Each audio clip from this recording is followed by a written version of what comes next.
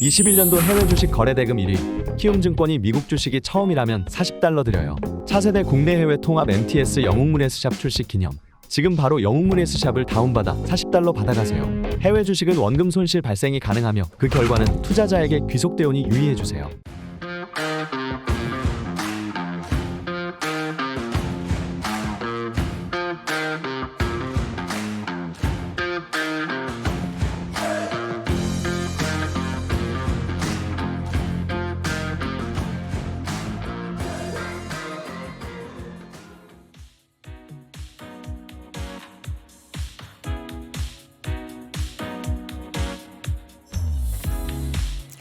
아침에 시작을 알리는 글로벌 주식 라이브 월스트리트 모닝 브리핑 12월 27일 모두가 휴장한 아침 방송 시작하는 저는 여도은입니다. 자, 여러분 안녕하세요. 반갑습니다. 정말 오늘은 유독 더 반갑습니다. 왜냐면 이제 어제 유럽 증시도 크리스마스 대체 휴일 그리고 뉴욕 시장도 휴일을 맞이했는데 그래서 사실 아무런 시장이 개장하지 않아서 이런 뭔가 움직이는 생물에 관련한 소식을 전해드릴 수 없어서 우리 시청자분들 이제 아침에 오늘 늦잠 주무시면 어떡하나라는 그런 저의 생각은 기우였다라는 걸 우리 시청자분들이 지금 보여주고 계십니다. 이렇게 또 많이 접속해 주신 만큼 오늘도 더 열심히 힘을 내서 좋은 아침 만들어 드리기 위해서 제가 여러 가지 또 뉴스를 정리를 해 드리려고 하는데요. 사실 뉴스라고 하면 굉장히 새로운 소식인데 오늘은 2022년 그동안의 미국 시장의 투자자분들이 어떤 종목들을 샀고 그리고 내년에는 그래서 과연 올해와 다른 그런 투자처가 좀 유망해질까에 대한 내용들을 제가 연구한 건 아니고요. 다른 이제 똑똑하신 분들이 연구한 내용을 저는 간단하게 정리를 해드리도록 하겠습니다. 자, 정말 부지런하네요. 6시 30분에 이렇게 방송하려면 몇 시에 일어나나요? 한 4시쯤에는 일어나야죠. 와우. 제가 또 집이 또 꽤 멀지 않겠습니까? 그래서 저는 조금 더 일찍 4시 전엔 일어나지 않습니다. 시계에 3자가 찍힐 땐 일어나지 않아요. 앞자리가 4일 때 일어난다라는 거 노래나 불러줘. 여러분 마음 같아서는 정말 그러고 싶지만 여러분의 소중한 시간을 허투루 쓸 수 없기 때문에 잠시 후에 뉴욕 유럽은 쉬었지만 제가 여러분께 또 정리해드리고 싶은 내용을 쭉 공부를 해왔으니까요. 이 내용 확인해 보시기 바라겠고요. 오늘 심층 인터뷰는 메리츠증권 권동원 부장과 함께 하도록 하겠습니다. 권 부장님이 또 이렇게 매주 한 번씩 나오셔서 다양한 전략에 대한 이야기도 해주시고 시장 상황 정리해 주시는데요. 잠시 후 심층 인터뷰를 통해서 만나보도록 하겠고요. 오늘 이제 월가의 소식 다시 이제 캐나다 현지로 연결합니다. 미국 주식에 미치다 이항영 전문위원과 함께 월가의 소식 확인해 보도록 하겠습니다. 부지런함을 배워갑니다. 부지런한 거는 제가 또 어디 가서 지지 않습니다. 굉장히 또 부지런하다보다 조금 더 부지런한 걸 또 약간 바지런하다, 바지란 떨다 이런 거 하잖아요. 저는 뭔가를 하지 않으면 하루를 꼬박꼬박 산 것 같다라는 느낌이 안 드는 그런 스타일이에요. 그래서 제 스스로 닉네임을 여꼬박이라고 하는데요. 여러분들도 오늘 하루하루 정말 누가 뺏어가지 않으면 정말 내 온전한 시간이고 내 하루잖아요. 살 수도 없고 돈으로. 그러니까 여러분들의 하루를 꼬박꼬박 잘 유용하게 사용하시면 좋을 것 같습니다. 오늘 밤에는 다시 미국 시장이 개장을 합니다. 오늘 밤에는 개장을 하고요. 그래서 쉬었으니까 과연 미국 시장이 쉬는 사이에 우리는 어떤 걸 좀 봐야 하나 내용들을 잠깐 확인해 보도록 하겠습니다.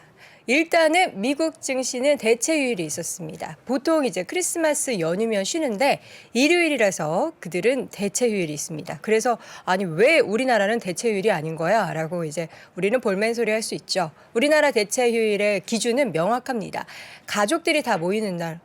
크리스마스는 가족들 다 모이는 행사 아니야? 라고 하는데 우리나라에서는 부처님 오신 날이나 크리스마스는 종교적인 행사로 해석을 하기 때문에 아쉽게도 우리나라는 대체휴일이 아니다라는 점을 여러분께 다시 한번 말씀드리도록 하겠고요. 이제 이번 주 시장은 그래서 몇 골을 남지 않았어요. 물론 우리나라는 30일을 휴장하죠. 납기 기준으로 30일을 휴장을 하는데 미국은 계속 갑니다. 미국은 금요일도 시장이 엽니다.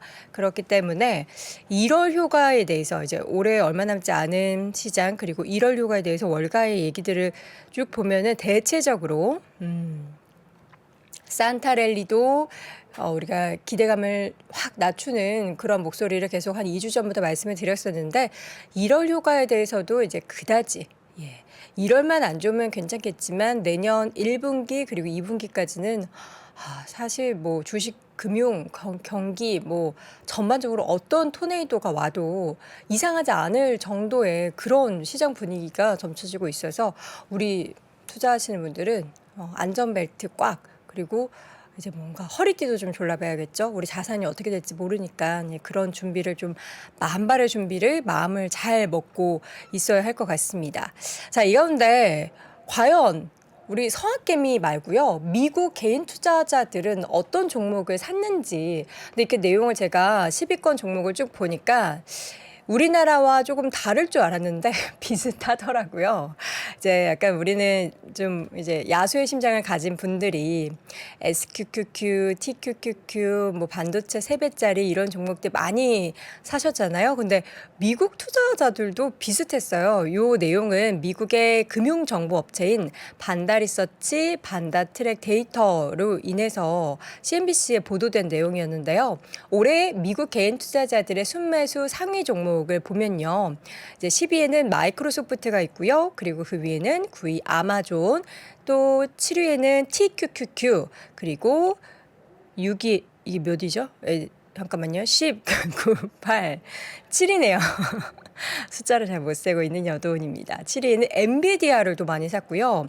6위에는 숏, 그러니까 반대 포지션을 취하는 SQQQ, 그리고 5위에는 AMD를 많이 샀고요. 4위에는 애플, 그리고 3위, 우리나라는 항상 부동의 1위인 테슬라가 미국 투자자들은 3위였고요. 그리고 대표적인 이제 지수 추종하는 ETF 두 가지, 인베스코의 나스닥을 추종하는 QQQ가 2위, 그리고 S&P 500을 추종하는 ETF인 스파이가 1위를 기록을 했습니다.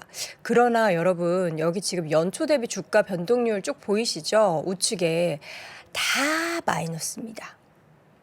다 마이너스인데 우리 이제 야수의 심장을 가지신 숏을 투자한 SQQQ, 그러니까 SQQQ에 투자한 투자자들만 연초 대비해서 지금 주가 변동률이 플러스 그것도 76%를 기록했다라는 축하드리지만 반대로는 좀 아쉽고 좀 씁쓸한 그러한 내용들을 이 표를 통해서 확인해 볼 텐데요. 전체적으로 보면요. 가장 많은 하락을 보였던 게 이제 반대로 SQQQ 반대인 이제 TQQQ 3배짜리가 78%의 손실을 기록한 것으로 나타났고요. 테슬라도 57%, 많이 하락했죠. 그리고 엔비디아도 사실 가장 좀 씁쓸한 종목 중에 하나였는데 테슬라보다는 괜찮았어요. 45%대 마이너스, 그리고 AMD도 55% 정도 마이너스를 기록했다는 거. 그리고 엄청 큰 기업 중에 하나인 아마존의 주가의 수익률이 마이너스 49% 기록했다는 거. 여러분들 이렇게 이제 순위를 보시면은 우리나라와 크게 다르지 않네라고 생각하실 거예요. 맞아요. 지금 1위가 조금 바뀌었어요. 최근에 순위가 반도체 하락 쪽에 베팅을 하는 SOXS라는 그런 ETF가 있는데 그게 1위로 올라왔고요. 최근에는 테슬라가 2위로 내려가는 그런 모습들, 그리고 SQQQ나 TQQQ 이런 종목들도 10위권 안에 있는데 이렇게 우리 개인 투자자들이 투자한 또 서학개미, 동학개미 할 것 없이 투자한 종목들이 이렇게 아쉬운 마이너스권을 기록을 했다라는 겁니다. 이제 전체적으로 봤을 때 그렇다면 이런 수익률을 기록하면 미국 주식 과연 계속 미국 투자자들도 투자할 것인가에 대해서 회의적일 수 있잖아요. 근데 이 응답자의 65%는 계속 투자하겠다. 그리고 심지어 29%는 오히려 올해보다 더 투자를 늘리겠다. 거의 90% 넘게 미국의 개인 투자자들은 내년에도 투자를 이어갈 것이다 라고 대답을 했다고 합니다. 이 중에서 가장 사실 안 좋았던 거는 테슬라였잖아요. 사실 우리는 테슬라가 천슬라 되기를 꿈꿨는데 아쉬운 모습들이 올해 내내 이어지면서 지금 백슬라도 위태롭다라는 얘기까지 나올 정도입니다. 그리고 진짜 이제 위기로 생각을 하는 건 이제 주가 폭락은 다시 이제 뭔가 기업 가치가 좋아지고 뭐 일론 머스크가 조금 다시 정상화가 되면은 괜찮아질 수 있지만 기업 가치 자체가 조금 위태로운 부분이 많이 좀 거론이 되고 있는데요. 그 내용들을 좀 여러분께 소개를 해드리도록 하겠습니다. 주가가 올 초 기준으로 399달러를 기록을 했는데 지금 주가가 얼마나 많이 하락했냐면 지난 22일 종가 기준으로는 120달러 중반대까지 하락을 했습니다. 그런데 하나 표를 하나 보여드릴게요. 월가에서 제시한 테슬라의 투자 의견은요. 여전히 매수 의견이 훨씬 많습니다. 심지어 비중 확대 의견도 6개나 되고요. 매수 의견은 21곳, 그리고 중립 의견은 13곳. 생각보다 굉장히 많죠. 뭐 매도 비중 축소 의견도 있지만 테슬라에 대해서는 워낙에 월가에서도 이 매도 의견들이 계속 나오고 있어서 저는 의외다라는 생각이 들었는데 그러나 목표 주가는 줄 하향이 나타나고 있다라고 합니다. 그리고 지금 전체적으로 뭐 투자 의견보다는 사실 우리가 목표 주가를 더 많이 보는 게 월가의 시각이기 때문에 여기에 우리가 좀 시각을 맞춰야 될 것 같은데요. 보니까 최근에도 에버코어 ISI가 테슬라의 목표 주가를 하향 조정을 했어요. 그 하향 조정한 폭이 300달러에서 200달러로 하향 조정을 했고 또 일본의 한 다이와 캐피털 마켓이라는 곳에서도 목표 주가를 240달러에서 177달러로 그리고 미주호 증권도 역시나 목표 주가를 종전에 330달러에서 285달러로 대거 낮추는 그런 모습들이 보였고요. 지금 투자 의견도 아직은 저렇게 많다라고 하지만 기존에 뭐 매수 의견이었던 곳이 중립으로 하향 조정하거나 이런 곳들이 굉장히 많이 늘어나고 있다라고 합니다. 지금 테슬라의 가장 큰 문제점은 우리는 CEO 리스크라고 생각하지만 업황 자체도 그렇게 좋지 않습니다. IRA 관련해서 지금 보조금 이야기도 나오고 있는 마당에 전체적으로 시장에서는 이게 1월에서 3월로 연기된 것도 굉장히 안타까운 그런 하락 요인으로 이야기를 하고 있고요. 이제 필수 소비재가 아닌 임의 소비재이다 보니까 내년에 수요 축소에 대한 문제점도 계속해서 거론이 되고 있습니다. 이전에는 테슬라는 만드는 족족 팔리는 그런 아이템이었고 가격의 정가가 쉬웠던 그런 브랜드였기 때문에 올해 내내 좀 선방했던 그런 모습이 상반기에는 보였던 그런 기업 중에 하나였는데요. 지금 가격을 낮춰도 판매량에 대해서는 물음표를 던질 수밖에 없는 상황이다. 라는 부분이 가장 아쉬운 모습이었습니다. 자, 그렇다면 이제 월가에서 이야기하는 미국 시장의 내년도에는 무엇이 과연 좋을까? 뉴팡이라는 것이 지금 거론되고 있습니다. 그래서 뉴팡이 뭔가 해서 봤더니 지금 이제 여러분들이 생각하시는 팡은 기업의 앞에 티커명을 따서 팡 얘기를 하잖아요. 그런데 뉴팡은 제가 보니까 N부터 시작을 하자면요. N이 에너지, 뉴팡, 그 F가 에너지, 그 F고요. 그리고 항공 방위 산업의 A와 D를 따서 맨 앞에 A, 그리고 농업 쪽, 영어로 말씀드려야 돼. agriculture. 저 영어 하는 게 제일 부끄러워요. 요런 이제 A를 따서 거기에 또 다른 A, 그리고 원자력, 신재생 에너지, 뉴클리어, 뭐 여기에서 이제 N을 땄고요. 그리고 뒤에 G가 뭔가 해서 봤더니 금, 그리고 금속 광물에 골드 앤 메탈에 G를 따서 이렇게 해서 요 팡이 뜬다라고 이야기를 하더라고요. 이제 IB 쪽에서 여기에 대해서 이야기를 한 게 사실 올해는 에너지가 좋았는데 내년에도 하는 의구심이 드는데 다른 쪽을 보면 최근에 좀 움직임이 남달랐던 그런 섹터라서 여러분들이 관련된 뭐 기업도 좋지만 ETF쯤은 한 가지씩 좀 알아두시는 것도 투자에 내년에 좀 도움이 되지 않을까라는 생각이 듭니다. 자, 아주 간략하게 미국 시장의 최근 이제 1년 동안의 수익률 그리고 가장 안타까웠던 테슬라의 주가 움직임 그리고 내년에 뜬다라고 이야기 나오고 있는 뉴팡에 대해서 여러분께 소개를 해드렸는데요.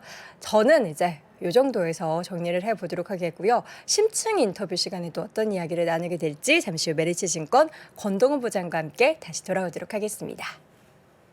낯선 용어, 복잡한 그래프, 매일 쏟아지는 뉴스, 경제 나만 어려운 게 아닙니다. 어려운 내용이라서 답이 없어요. 이해하기 쉽다라는 건 비슷한 내용들도 여러 사례를 들어서 반복해 주는 게 제일 나아요. 우리가 교과서에 나옵니다. 우리나라 상황이 괜찮은데 금리를 인하하는 경우 버블이 온다. 언제 그랬냐? 98년도. 이렇게 한 줄로 나와 있으면 모른다니까요. 그때 무슨 일이 있었는지 전후좌우로 알아야죠. 그러니까 사례를 이렇게 좀 여러 개 설명해 드릴 수밖에 없는 거죠. 그래서 우리 강의가 이 시간이에요. 풍부한 사례를 통해 복잡한 내용을 아주 쉽고 명쾌하게 이해시켜주는 20시간의 경제 수업. 수강생들이 극찬한 미친 강의력. 오건영 부부장님과 함께 2023년 봄이 오기 전 경제 기본기를 완벽하게 끝내보세요. 12월 31일까지 오건영의 2023 경제전망 특강을 무료 제공합니다. 자세한 내용은 영상 하단의 링크 혹은 3프로TV 앱에서 확인하세요.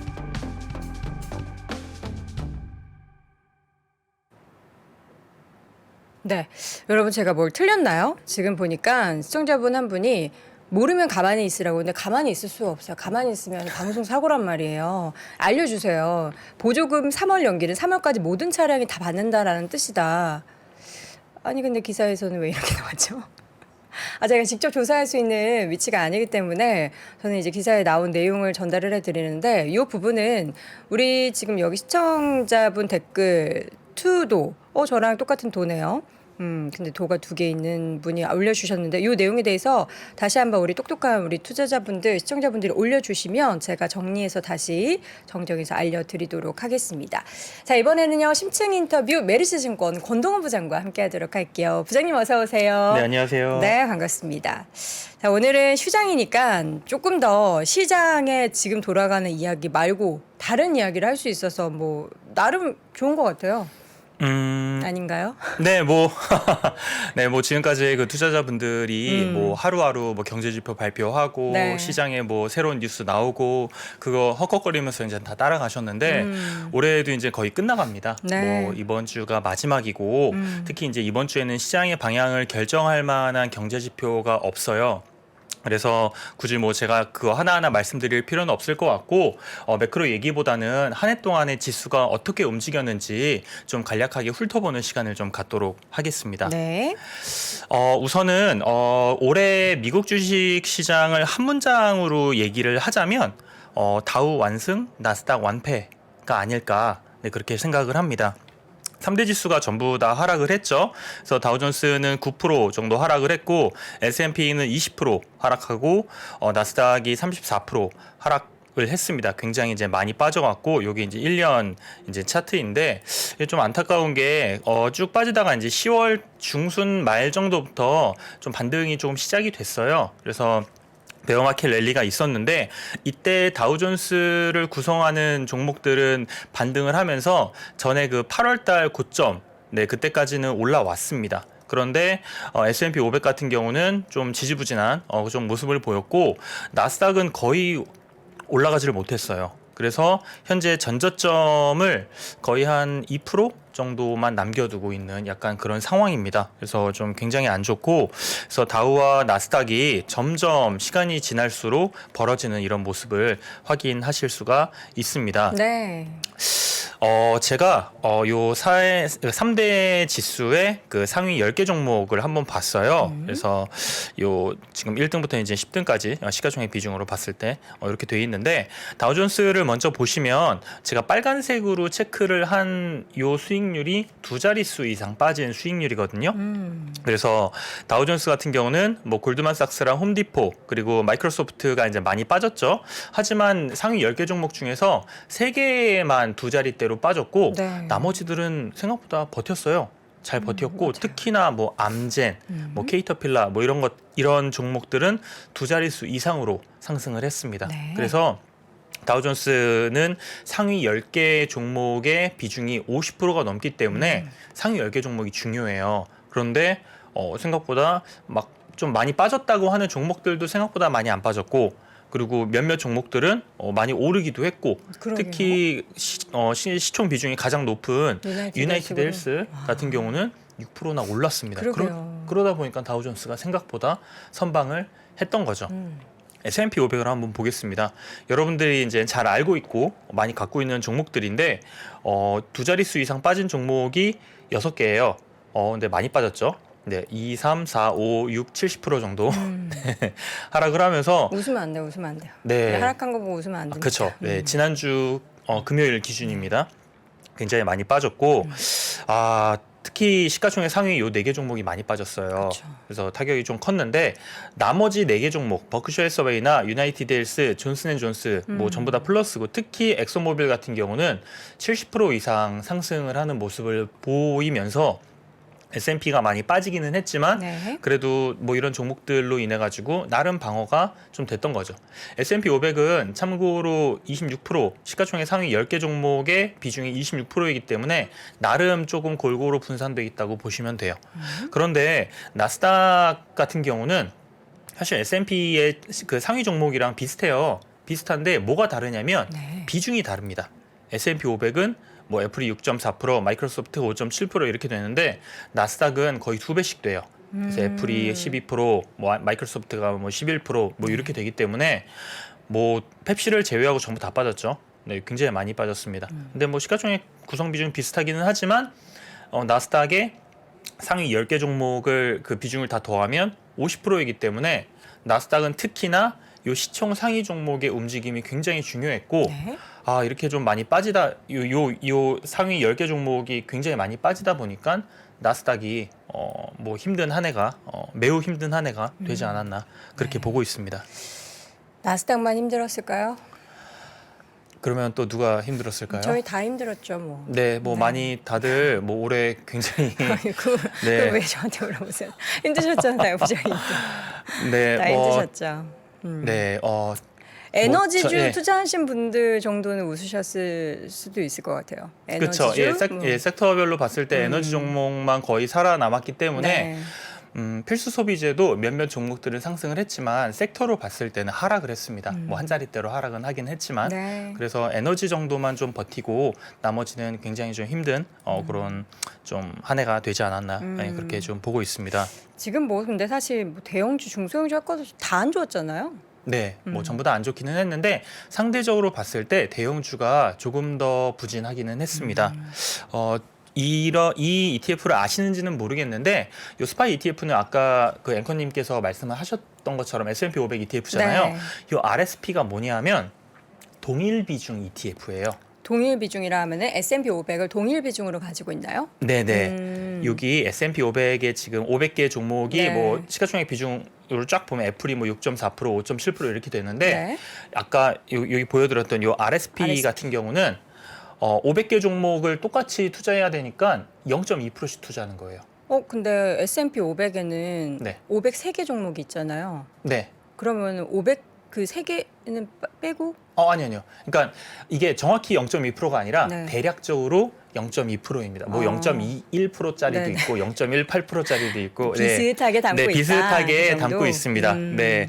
뭐 항상 조금씩 명확히 이제 해야 돼요. 우리 아까 전에 테슬라 그 아. 얘기도 중요하게 이제 저는 비슷하게 얘기했는데 네. 제가 이제 파악을 제대로 하지 못하고 네네. 테슬라 쪽에 유리한 얘기다라는 거를 네. 이제 그러니까 불리한 얘기다라는 거죠. 이제 다 같이 네. 보조금 받으면은 네. 테슬라만 뭔가 우위에 점하지 못한다라는 거를 이제 얘기하고 싶었는데 그거를 네. 잘못 얘기 드려서 질타 바로 옵니다. 우리 그렇군요. 정정 바로 옵니다. 503개죠. 네. S&P 500 S&P 가 종목은 네, 종목들이 뭐 예. 들어가고 빠지고 왔다 갔다 하기 때문에 제가 정확히 막 뭐 503개 들어가고 네. 빠지고가 아니라 제가 이제 얼마 전에 시험 봤잖아요. 어떤 시험 보셨나요? 그 우리 미국 주식 네. 미주미에서 하는 그 시험 봤는데 네네. 503개의 이유가 우리가 이제 구글에도 A주, B주 맞아요. 이렇게 네. 있고 그래가지고 3개 더 추가. 그렇군요. 그거는 시험 보셔야 됩니다, 우리 제가요? 권장님들. 이런 거 명확하게 모르시잖아요. 그렇군요. 예, 중요합니다. 네, 고민을 한번 해보겠습니다. 네. 네, 아무튼 이 RSP 같은 경우는 네.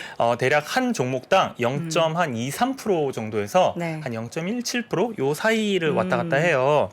근데 요 두 ETF의 추이를 보시면 RSP가 더 괜찮아요. 네. 이 괜찮은 이유는 결국에는 시가총액 비중이 아니라 동일 비중으로 하다 보면 대형주의 어쨌든 영향력이 적어진다는 말이거든요. 근데 이 대형주의 영향력이 적어진 요 ETF가 더 선방을 했다는 말 자체가 대형주보다는 중소형주가 상대적으로 선방을 했다라는 그런 의미로 해석을 하시면 되고요. 네. 이 차이가 한 6% 정도 올해 났습니다. 근데 S&P 500 대비해서 나스닥은 굉장히 차이가 많이 났어요. 거의 10% 가까이 차이가 났습니다. 그래서 이것도 이제 거의 비슷한 추이를 지금 계속 내려오고 있다가 언제부터 갭이 많이 벌어졌냐면 10월 말부터 많이 벌어졌습니다. 요 10월 말에 그 랠리가 한번 있었잖아요. 베어마켓 그 마지막 랠리가 있었는데 네. 이때 대형주들이 생각보다 많이 못 올라왔어요. 근데 중형주랑 소형주는 그래도 좀 올라오는 편이었거든요. 그래서 그 최근에 그 대형주를 많이 갖고 계신 분들은 느끼셨을 거예요. 왜 내 종목 이렇게 안 올라오지? 네. 약간 그런 느낌을 받으셨을 텐데, 네, 그게 이제 이렇게 좀 결과로 나와 있다고 그렇게 보시면 됩니다. 네. 제가 섹터별로도 말씀을 한번 드려볼게요. 와, 요번- 에너지가 그냥 독보적인 수익률을 기록했어요. 50% 넘는. 네, 50% 이상 상승을 했고 지금까지 꽤 몇 년 동안 좋았던 성장주들이죠. 뭐 커뮤니케이션, 경기 소비재, IT, 뭐 부동산도 마찬가지고 많이 올랐었는데 많이 오른 만큼 올해는 굉장히 많이 빠졌습니다. 제가 대표 종목들을 다 넣어놨는데 보시면 바로 아실 거예요. 네. 커뮤니케이션, 메타, 알파벳, 광고 요번에 박살났구나. 네, YTD로 마이너스 40%이고 경기 소비재, 경기가 지금 침체가 올 가능성이 높으니까 아마존, 뭐 아까 말씀하신 테슬라, 네, YTD로 마이너스 40%, 섹터가 마이너스 40%입니다. 그리고 뭐 금융은 괜찮았는데 IT가 많이 빠졌죠. 애플이랑 마이크로소프트가 그나마 뭐 덜 빠졌다고 해도 거의 30% 가까이 빠졌고 부동산은 뭐 금리에 이제 굉장히 민감한 섹터이기 때문에 금리 오르면서 뭐 같이 많이 빠졌습니다. 근데 이 종목들을 제외하고는 나름 그래도 버티기는 했어요. 뭐 필수 소비재, 헬스케어, 산업재 뭐 한 자릿대로 빠졌고 아까 말씀하셨던 에너지는 뭐 굉장히 좀 잘 버티는 그런 모습을 보이면서 그래도 섹터별로 좀 차이가 좀 심했고 특히 지금까지 좋았던 종목, 좋았던 섹터가 안 좋았고 안 좋았던 섹터가 이번에 좋은 그렇게 약간 지금까지의 흐름을 약간 뒤집는 네. 그런 한 해가 됐습니다. 지금 보면은 에너지 섹터는 아까 제가 어떤 네. 기사에 보니까 뉴팡 해가지고 그 소개해드렸잖아요. 부장님도 동의하세요? 글쎄요. 이게 뭐 얼마나 그러니까 이렇게 저는 생각을 해요. 뭐 금리 인상도 그렇고 지금 뭐 우크라이나 이런 전쟁들 네. 그리고 탈세계화 이런 지금 흐름들이 내년에 얼마나 더 지속이 되는가에 따라서 아까 말씀하셨던 뉴팡이 진짜로 정말 뉴팡이 될지 아니면 신문 기사에 나오는 그냥 말장난이 될지는 내년에 올해의 분위기를 이어갈지 안 이어갈지가 좀 굉장히 좀 큰 좀 중요한 변수라고 생각을 하고 있기 때문에 뭐 저는 뭐 굳이 뭐 뉴팡 막 이런 거 해서 그런 거 무조건 투자해야 된다 뭐 그렇게 생각은 하고 있지는 그러면은 않습니다. 뭐 어느 쪽을 봐야 된다고 보세요, 부장님은? 저는 하여튼 저는 사실 되게 조심하고 있어요. 굉장히 조심하고 있고 어느 쪽을 보는 게 아니라 아예 보지 않는 게 좋을 수도 있다 이렇게 생각을 하시는 건가요? 올해의 뭐 뒤에서도 제가 말씀을 드리기는 하겠지만 네. 올해의 분위기를 조금 더 이어갈 가능성이 있을 것 같아요. 물론 신년이다 보니 사람들이 약간 으쌰으쌰하는 마음에 막 가자 뭐 이번에는 뭐 많이 빠졌으니까 뭐 반등할 거야 이렇게 하면서 매수를 하실 수도 있겠지만 네. 현재 분위기가 그렇게 녹록치가 않기 때문에 저는 뭐 뒤에 말씀드리겠지만 좀 이번에 이제 1월 중순부터 있을 실적 발표가 이제 굉장히 중요하거든요. 네, 그것들은 좀 체크를 해 가면서 저는 좀 시장 분위기를 좀 봐야 되지 않을까 그렇게 생각을 하고 있습니다. 매 분기 이제 실적 발표할 때 우리가 중요하다고 이야기를 하는 건 그 실적이 계속해서 꺾이고 있는 거기 때문이잖아요. 네네. 근데 지금 시장의 눈높이는 계속 내려가고 있는 추세인 거죠. 네, 시장 눈높이는 계속 내려가고 있습니다. 그런데 요 주가라고 하는 게 뭐 제가 항상 말씀드리지만 이익, EPS와 이제 멀티플, 요 밸류에이션의 곱이잖아요. 네. 그 곱인데 요 이익은 천천히 내려가고 있고 멀티플은 사실 굉장히 많이 내려왔어요. 그래서 제가 요 차트를 보면서 말씀을 드리면 네. 이게 지금 10년치 그 포워드 12개월 포워드 PE의 추이거든요. 추이인데 굉장히 이제 뭐 이렇게 쭉 올라가다가 뭐 코로나 이후 때 한번 점프하고 요 위에서 놀다가 이제 최근에 이제 많이 빠졌죠. 많이 빠졌는데 어느 수준까지 지금 빠져 있냐면 10년 평균 수준까지 빠져 있습니다. 10년 평균 포워드 PE가 몇이냐면 17이에요.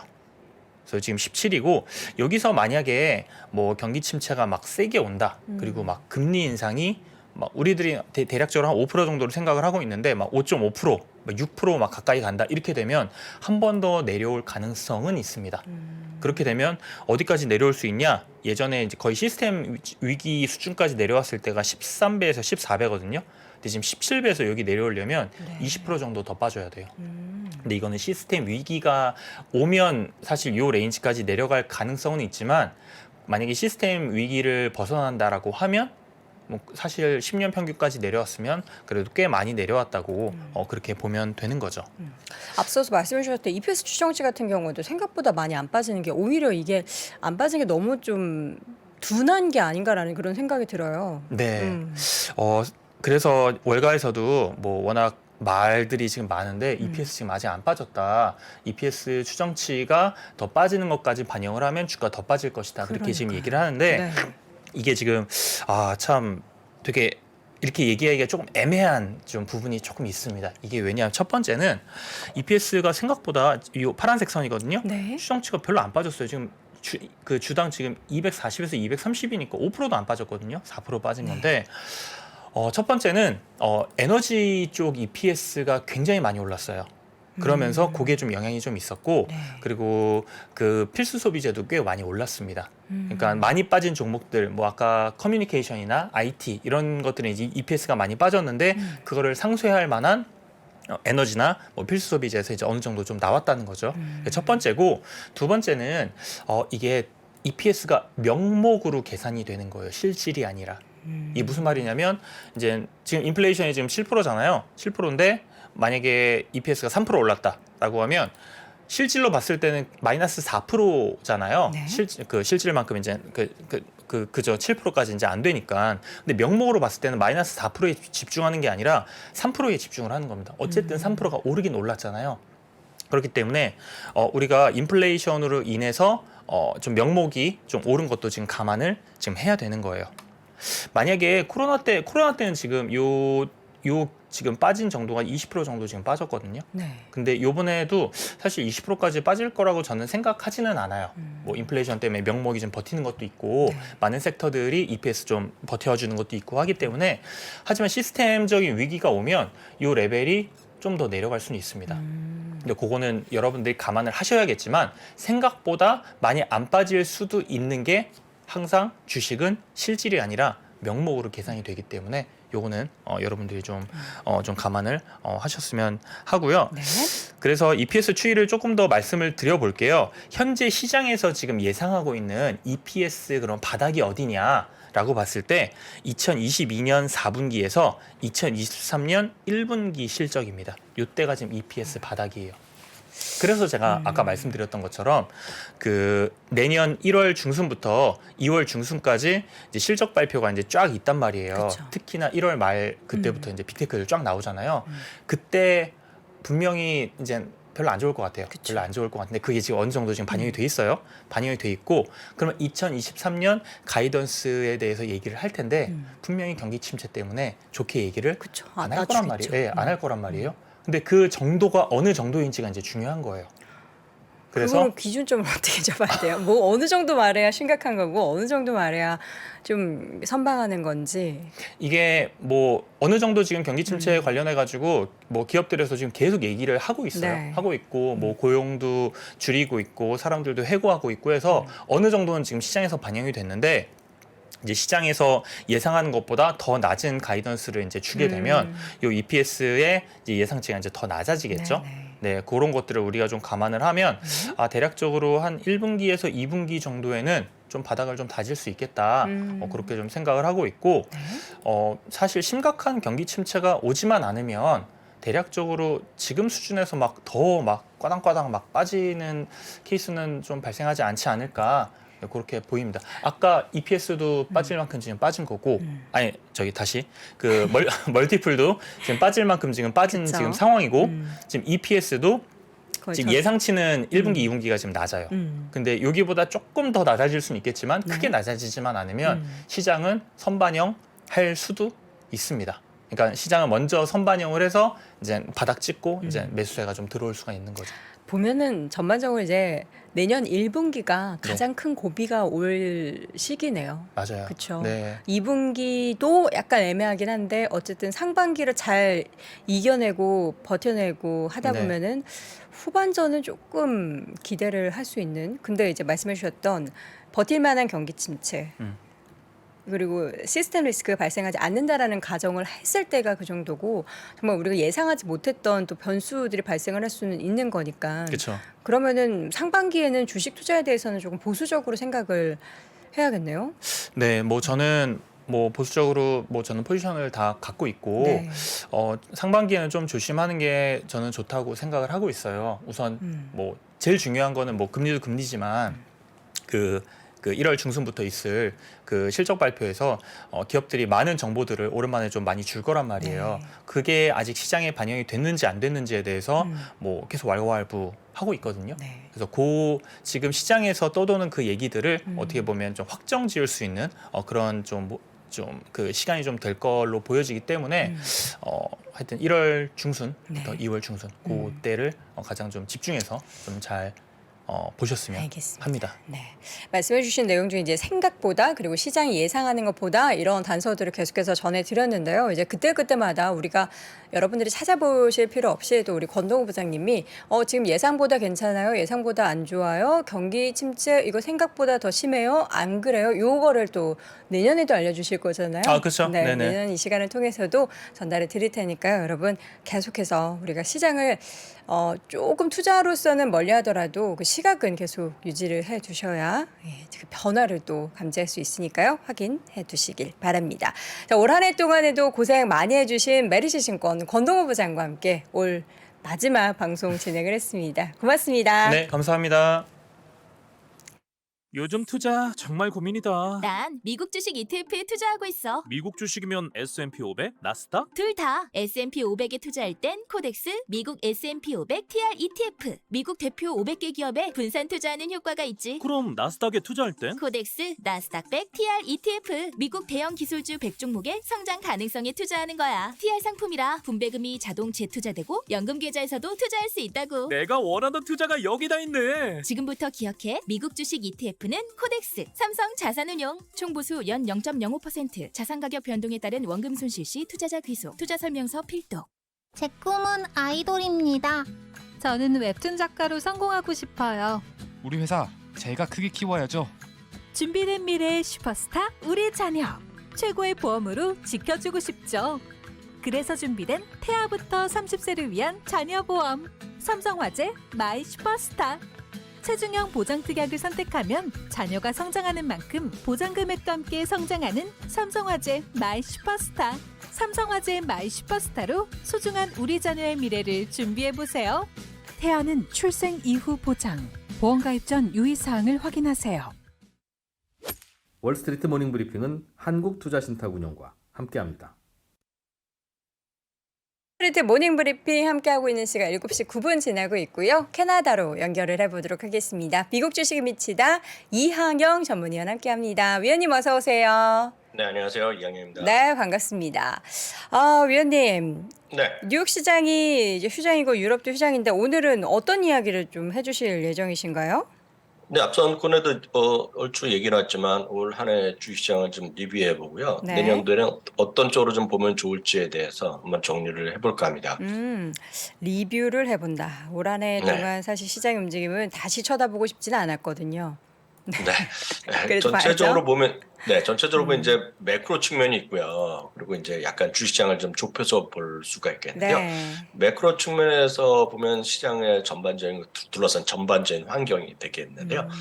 2월 24일 날이었죠. 러시아가 우크라이나를 결국은 침공을 했습니다.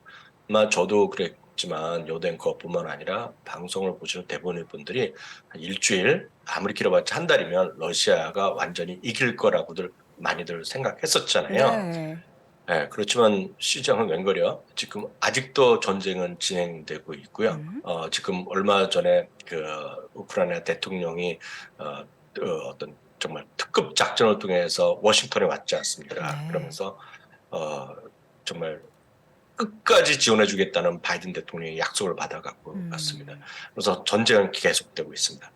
코로나19의 극복의 현장은 계속 이어지고 있죠. 중국이 가장 마지막에 또 남은 곳인데요. 중국이 또 여러 가지 말이 있지만 중국도 지금 통계 발표를 지금 안 하기 시작한다고 발표했는데 여하튼 코로나19의 극복 과정이 있었습니다.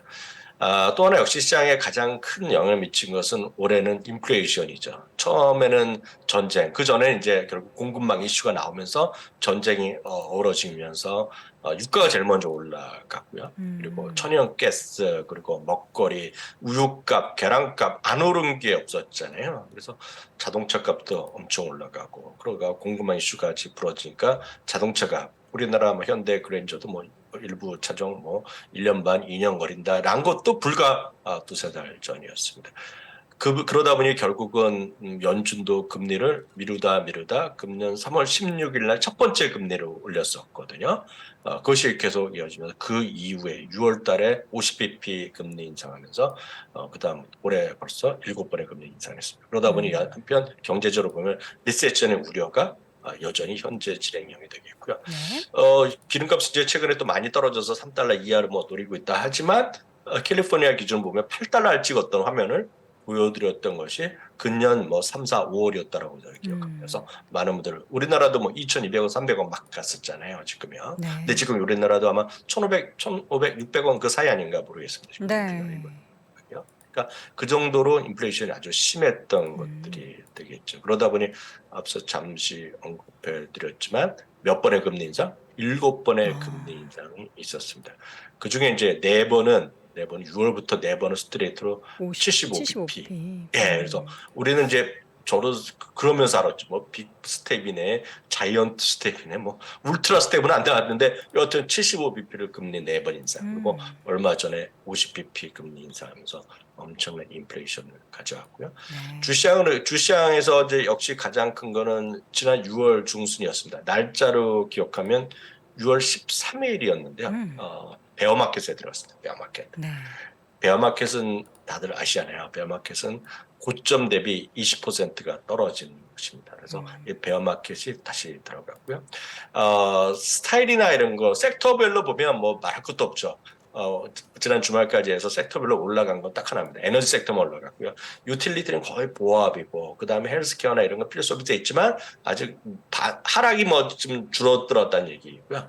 나머지는 30-40%씩만 떨어질 게 많이 있죠. 섹터별로 딱 하나 에너지가 살아났고요.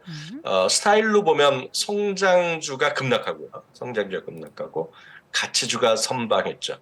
이것이 올해 가장 큰 화두가 되겠고요. 바로 이것이 이렇게 했던 분과 그렇지 않았던 분은 하늘과 땅의 차이를 보여줬습니다. 그래서 아니면 꾸준하게 S&P 500을 했던 분, 뭐 이런 분의 차이가 날 수밖에 없습니다.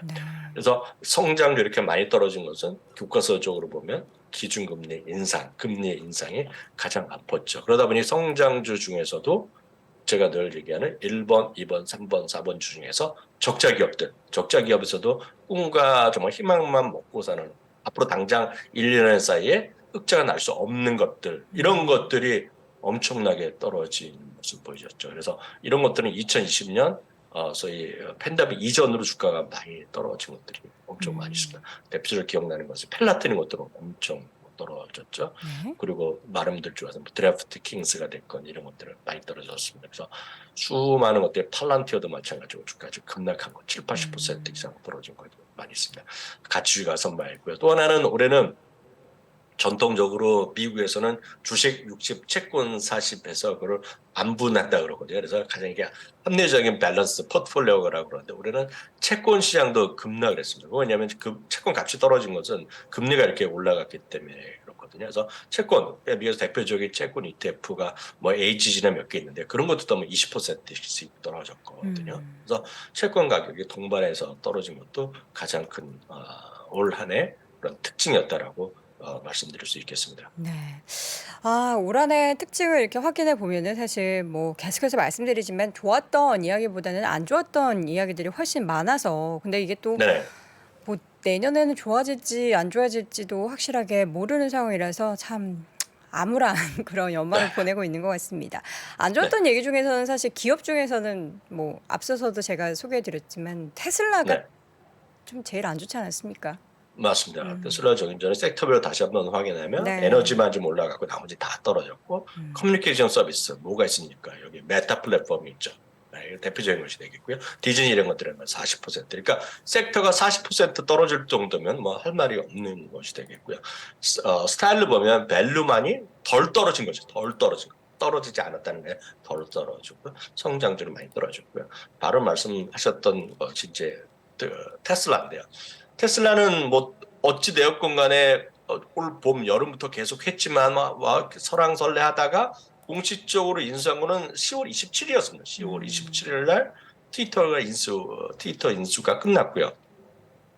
뭐 올 봄부터 여러 차례 뭐 주식을 안 판다 뭐 마지막에도 했지만 주식을 계속 팔면서 주가가 떨어졌죠. 그래서 주가는 올해 들어서 연초 대비 65%가 지금 이 주식이 떨어졌습니다. 그리고 특히 지금 최근에 이번 분기 들어서 지금 45% 가까이 떨어졌거든요. 그러니까 완전히 2020년만 하더라도 테슬라는 모두의 구세주였죠. 그래서 테슬라 갖고 있는 사람과 같지 않은 분들, 그래서 테슬라를 하면서 그 다음에 제2의 제3의 테슬라 노렸던 분들이 다 지금 큰 고생을 하고 있고요. 올해 한 해 제일 좀 아쉬운 분들은 테슬라 떨어질 때마다 계속 물타신 분들 있지 않습니까? 그런 분들이 지금 최악의 그런 상황을 보이고 있습니다. 그래서 테슬라 주가의 급락이 올 한 해 마이너스의 가장 큰 역할을 했다고 일단 보셔야 되겠고요. 네. 반대로 올해 특징주 전체를 엮어서 한번 같이 보겠습니다. 올해 네. 특징주 일단 잘 나갔던 것은 너무나 올 한 해는 싱겁습니다. 결론이 싱거워요. 왜냐하면 에너지. 옥시덴탈 페트롤리움을 비롯한 에너지 섹터였죠. 옥시덴탈 페트롤리움은 잘 아시잖아요. 네. 오렌 버핏의 벅시에스웨이가 주식을 사기 시작했고 계속 사면서 지금 50%까지 살 수 있는 권리를 확보했고요. 그러니까 살 수 있게 법적으로 살 수 있게 했고 네. 그 중에 계속 늘려나고 20%뭐 계속 매 분기에 주식 매매상을 보고할 때마다 주가를 늘리고 있습니다. 다시 한번 말씀드리지만 이 주식을 옥시덴탈 매수를 한 이유에 대해서 질문했을 때 워렌 버핏은 너무나 뻔한 회사라는 얘기를 하고 있습니다. 이것이 정말 울림이 있는 소리인데요. 그거는 우리나라 주식 투자에 뿐만 아니라 경영진이 정말 잘 생각해야 되는 겁니다. 특히 대주주 입장에서 보면 돈을 벌었다는 얘기죠. 기업을 해서 돈을 벌었어요. 그래서 배당을 나눠주고요. 배당을 나눠주고 또 자사주를 또 사죠. 그러고 남으니까 빚을 갚는 겁니다. 그러다 보니 회사는 이 모든 것을 광의에 주주 친하거든요. 주식을 나눠준다는 겁니다. 그것이 압도적인 그런 영향을 보여준 것이 옥시덴탈 페트롤리움이 되겠고요. 지난주 중순까지만 하더라도요.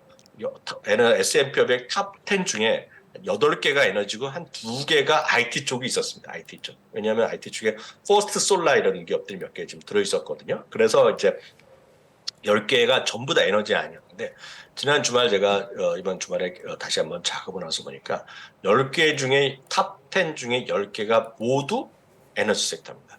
그래서 나머지는 섹터는 여기쯤 발을 담그기도 쉽지 않다라고 보셔야 되겠습니다. 옥시덴탈이었고요. 그 다음에 헤스입니다. 헤스는 이제 개발부터 미국의 주유소까지 하는 나름 이제 중기업 엄청 큰 기업인데요. 헤스도 올해 상승 2위가 됐고요.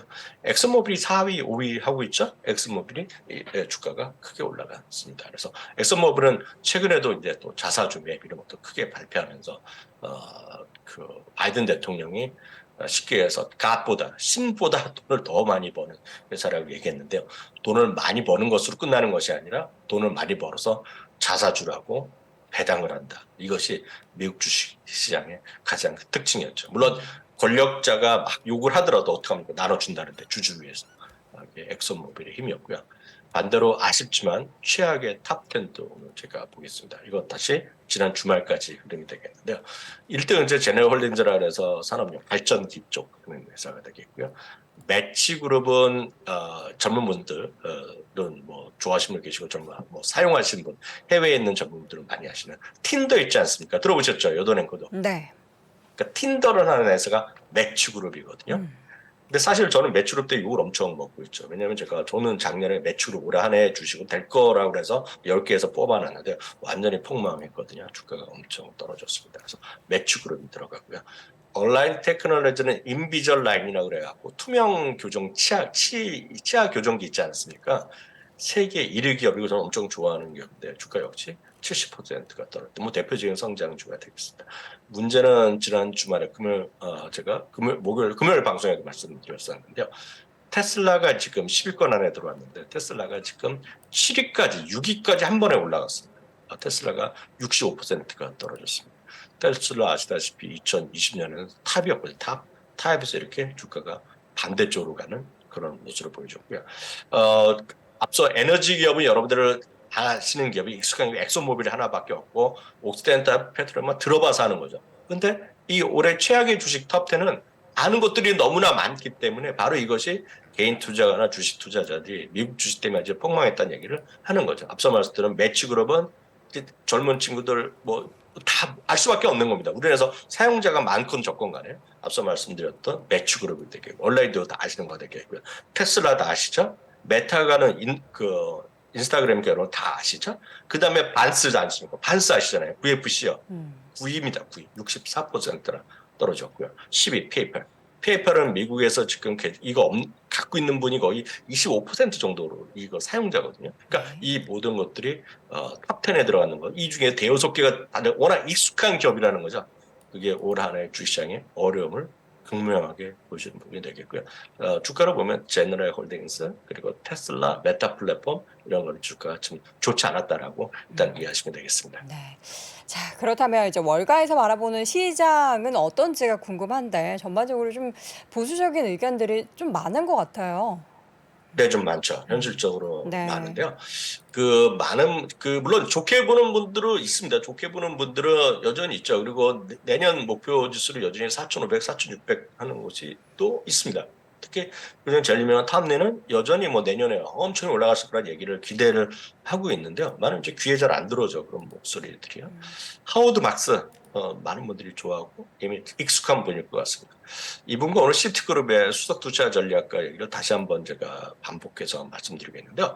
두 분의 얘기는 똑같습니다. 그리고 이 똑같은 기조 자체는 제가 이 아침에 새벽 방송하면서 일관되게 했던 것과 크게 다르지 않습니다. 뭐냐면 과거 10년에서 14년 있죠. 네. 10년이라고 얘기하고 14년이라고 똑같습니다. 14년을 얘기하면 리만 사태 이후 2007년 8년 이후에 지금까지 특히 정확히 보면 작년까지죠. 작년까지는 어찌됐건 마디마디 차이는 있었지만 저금리 국면이었다는 저금리 국면. 그래서 특히 마이너스 금리까지 해외 대부분 유럽이나 일본 갔죠. 미국은 이제 제로 금리까지 갔지만요. 저금리 국면이었기 때문에 쉽게 돈을 벌 수 있었다는 시기랍니다. 쉽게. 네, 그러면 그것은 뭐냐? 저금리가 나면 밸류에이션은 높게 줬고 소위 성장주, 꿈과 희망이 넘쳐나는 성장주가 났다는 거죠. 그게 이제 2011년, 12년에 상장해서 꾸준하게 저금리를 해서 뭐 펀딩도 쉽게 했던 테슬라의 어떤 번성을 가져왔던 가장 키 역할을 결국 바로 이런 것들이었는데요. 바로 이런 시대가 약간 지나가고 있다는 얘기죠. 그러면서 하워드 막스 얘기는 앞으로는 좀 더 신중한 투자 접근이 필요하다는 겁니다. 이 신중하다는 마디에 다 있습니다. 신중이라는 건 종목 접근도 잘해야 된다는 얘기가 되겠고요. 그냥 어떤 종목을 그냥 한 종목 그냥 제2의 테슬라다, 제2에다 뭐다 하면서 해갖고 될 수 있는 시기가 아니라는 겁니다. 성장주가 올인해갖고 모아가고 이런 거가 아니라 흔히 얘기해서 가치주가 됐건 방어적인 주식이 됐건 모아가서 분산 투자가 필수적이라는 얘기를 하고 있습니다. 이게 하워드 막스의 되겠고요. 이 시티그룹의 수석 투자 전략가 요즘 방송에 엄청 나옵니다. 그래서 저도 이 한국에 있을 때부터 소개해드렸던 분인데 하루가 멀다고 TV에 나오고 언론에서 주목받고 있는데 똑같은 얘기입니다. S&P 500의 리더십이 조만간 체인지된다는 얘기입니다. 과거 이분이 10년을 표현하고 있는데요. 과거 10년간 이어진 메가캡의 리더십이 사라지고 있다는 얘기입니다. 사라지고 있다는 얘기입니다. 그건 뭐냐면 그동안의 메가캡, 빅테크의 메가캡이 쉽게 올라갈 수 있던 것은 금리가 낮고 시장에 오면서 이익 성장률이 계속 있다는 얘기인데 그래서 앞서 지난 금요일 날 보여드렸던 기억나실지 모르겠지만 S&P 500과 나스닥 다우의 섹터별 흐름 기억하시죠?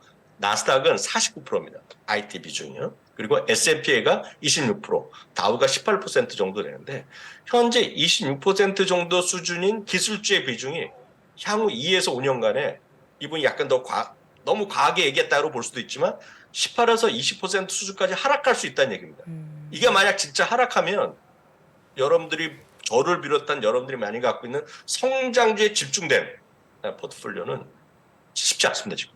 그래서 늘 말씀드리지만 반대로 산업, 소재, 에너지 이분은 이렇게 얘기하고 이런 것들이 지금 비중이 늘어난다는 얘기인데 결국 뭐냐면 가치주가 됐건 방어적 주식이 됐건 헬스케어가 됐건 뭐라고 표현하건 간에 여러분들이 지금 안 갖고 계신 것들 그런 것들을 꾸준히 늘려나가는 것이 시기랑 상관없이 앞으로 10년 당연히 내년도 마찬가지가 될 것 같고요. 최소한 앞서 권동훈 장도 비슷한 얘기 하신 거로 전 들었는데 최소한 내년도 상반기 아주 좋게 보더라도 내년 1분기까지는 시장을 좀 조심스럽게 보시면서 너무 적극적으로 성장 일변도 하시면 진짜 쉽지 않다는 걸 여러분들 꼭 좀 받아들이셨으면 좋을 것 같습니다. 네, 자 오늘은 이제 휴장을 맞이해서 올 한 해를 쭉 정리해 보고 내년 시장에 대한 월가의 뷰까지 확인을 해봤는데요. 물론 이제 부정적인 얘기들이 많지만 그 가운데 있어서도 좀 희망적인 이야기들이 내년에는 또 시장의 단비가 되는 모습들이 보였으면 좋겠습니다.